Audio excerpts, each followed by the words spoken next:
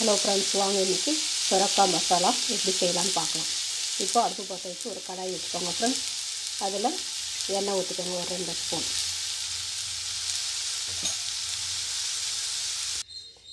இப்போ எண்ணெய் காஞ்சதும் அதில் 2 லவங்கம் போட்டுக்கலாம், ஒரு ஏலக்காய், ஒரு சின்ன துண்டு பட்டை. இப்போ ஒரு பெரிய வெங்காயத்தை சின்ன சின்னதாக கட் பண்ணி நாம் இதில் சேர்த்துக்கலாம்.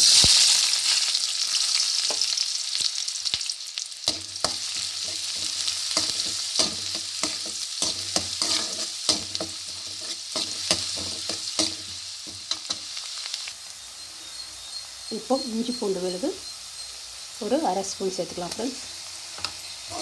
இப்போ இதை நல்லா வதங்கட்டும். ஒரு நிமிஷம் நல்லா வதக்கி ஒரு அடுப்பு சிம்மில் வச்சுப்போம்.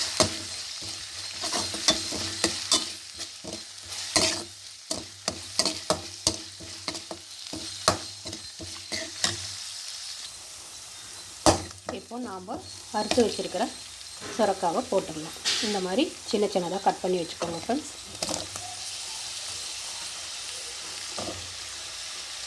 இப்போ இதுலேயே நாம் ஒரு பெரிய தக்காளி இந்த மாதிரி சின்னதாக கட் பண்ணி சேர்த்துக்கலாம்.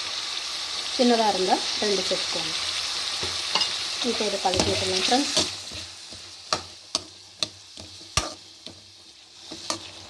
இப்போ இதுலேயே நாம் மஞ்சத்தூள், மிளகாய்த்தூள் எல்லாம் சேர்த்துக்கலாம்.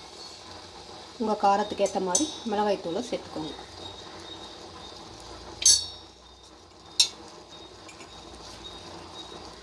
தனியாத்தூள் 1 ஸ்பூன்,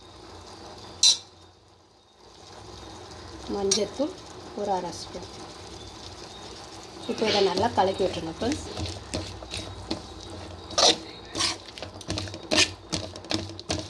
இப்போ இதுலேயே நாம் உப்பு சேர்த்துக்கலாம்.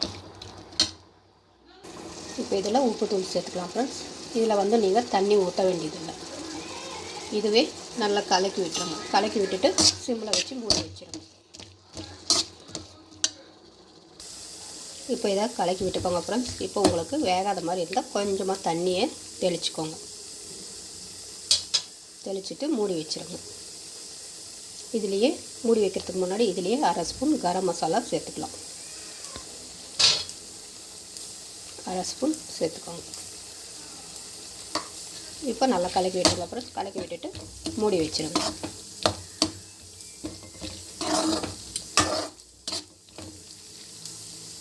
உப்பு காரம்லாம் பத்தலைன்னா சேர்த்துட்டு மூடி வச்சுருங்க.